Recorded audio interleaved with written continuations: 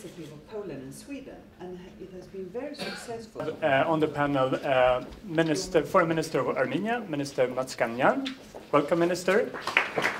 Minister Matskanyan has also been Armenia's ambassador to the UN, to Geneva, and to the UK. The cooperation, and then we were directing our efforts to the Minister. Please, Minister Matskanyan. Thank you. Thank you very much. Now, again, my life in 3 minutes, it's not possible. But you know, I look at the strategic significance of the Eastern Partnership, the past 10 years. The way in which the idea was incepted is something to debate and to work out, and with the Polish and Swedish friends to consult. But looking back 10 years and looking at it now and for the next 10 years, I think strategic significance of it just strike me. Just, you know, remember 30 years ago, exactly 30 years ago, the fall of the Berlin Wall, the triumph of freedom, the domination of that, you know, ideology, democracy, human rights, these all matter. The strategic, you know, map of the world was very different compared to what we have today. And then the terminology, I think, there is inertia, the way we see Europe, the European Union, as we knew it in the 90s, and what we have today. Eastern Partnership in the context of neighborhood, I do claim, I do argue that it's not neighborhood, it's the eastern flank of Europe. That is the significance of Eastern Partnership. It's not to the east of Europe, it's to the east of the European Union, but the European Union is not the whole of Europe. The other biggest challenge is values. Shared values, we have to accept, we have to admit, there is a devaluation of shared values.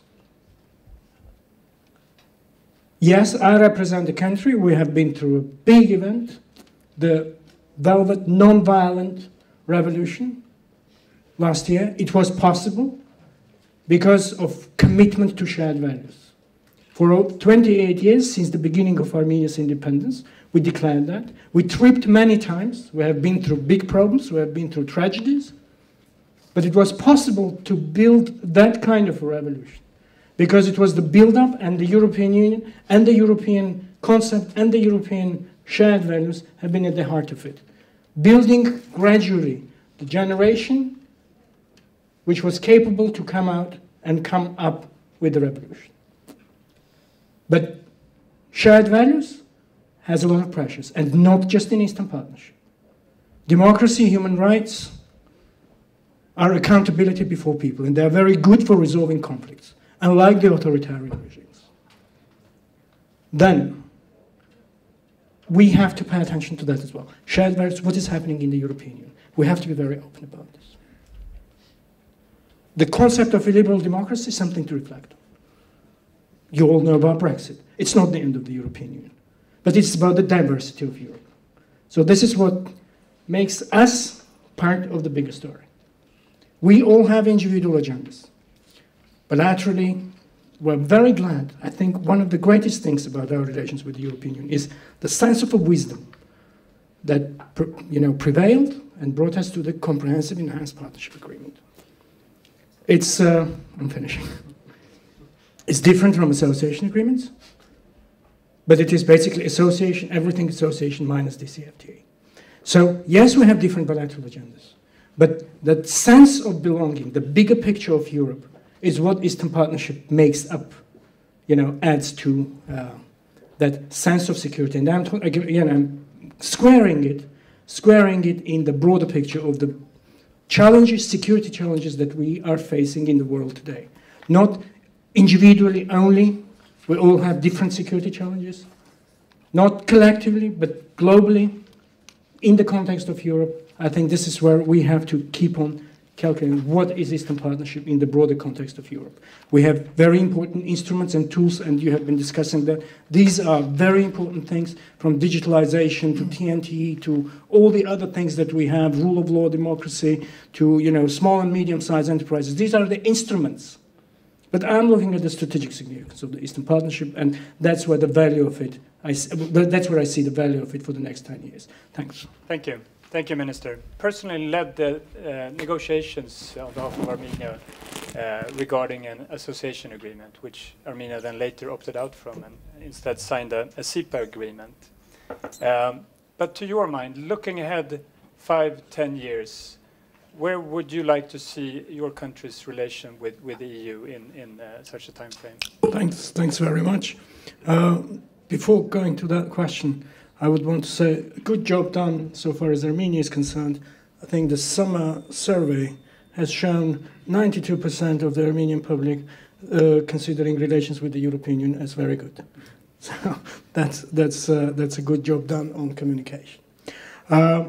Absolutely agree with the points made on exactly what I have in mind when I talk about strategic significance, effective multilateralism.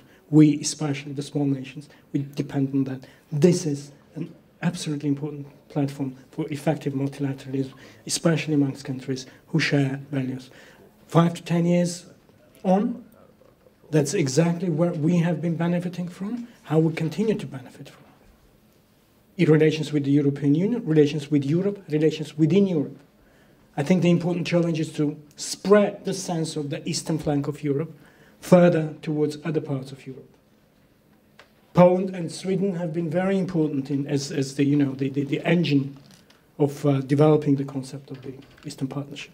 But spreading that sense of mutual dependence, of significance of the eastern flank to every part of Europe, I think that's a very important challenge. Developing the shared value-based relationship, developing those CEPA, basically, gives us the absolute opportunity to raise the level of our development according to the model we're striving at. Like the sectoral cooperation within CEPA gives us that opportunity. So let's get the best of it. We have shown the powers of political will so far as anti-corruption is concerned, democratic institutions, and so on and so forth. We know that's not enough. We have to institutionally further strengthen and enhance that. And that's what we're doing, and that's where the European Union remains an important partner to us. And those are just examples of how we are evolving. We have this evolution of relations. It carries on. It carries on. We square it into the bigger picture of those security challenges we're dealing with. And our security challenges are pretty complex, not exactly the subject to discuss now. But within that, the European Union has been an important security provider in terms of both the institutional strength, institutional capacities, the values. That mattered for 28 years, it's going to matter further on. This is the playground we live in, we work with, and this is very important. This is how it's going to continue. Thank you. Thank you, Minister. Minister Mnatskanian, what can Armenia offer in terms of cooperation for the EU? Well, Armenia is very comfortable in its playground. Armenian people have been contributing to the collective sense of Europe. The shared security, the shared development, this is what is important for all, let alone wine, brandy, good creative education, good smart development. But those are specific, those are the practical things. Yeah. What do we offer out of cooperation? Exactly what cooperation is for, But it is coming back with that sense of stronger shared values and contributing to the common home of Europe through this cooperation. That is the sense of a common house. And I do agree that we have an excellent process on a structured conversation concerning the next 10 years. This has to be kept up. There are many good, interesting ideas which make more tangible. Within this format, it's a general talk. But I think within this structured conversation, I think we have a plethora of interesting ideas about the way in which we find the ways of contributing mutually to what is good to all of us. The sense of a common home, that's the biggest thing. Thank you, Minister.